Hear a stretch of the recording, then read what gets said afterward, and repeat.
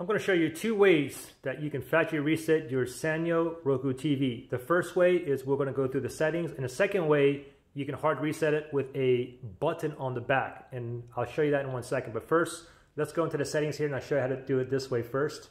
So, just go ahead and press on your home button, and then from here you want to go down. We just want to go down to settings, and then move over to the right, and now you want to go all the way down to where it says system. Right here, system. Now move over to the right. Now we want to go down to advanced system settings, which is right there. Now we want to move over to the right.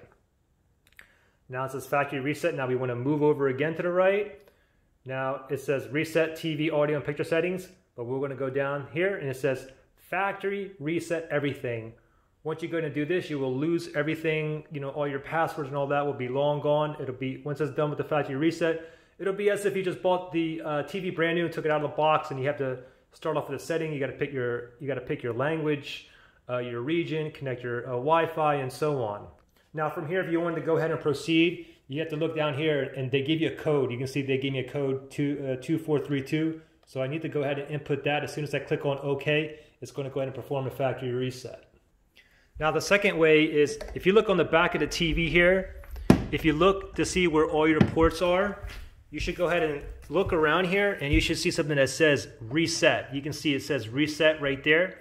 Now the trick is, if we go ahead and if your TV is on and you just go ahead and press it, the only thing that's going to do is just restart it.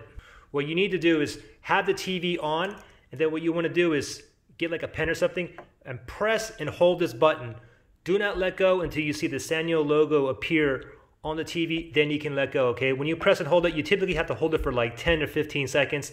As soon as you see the Sanyo logo, then go ahead and let go. But remember, if you sit there and just click it like that once, it's only gonna restart the TV, okay?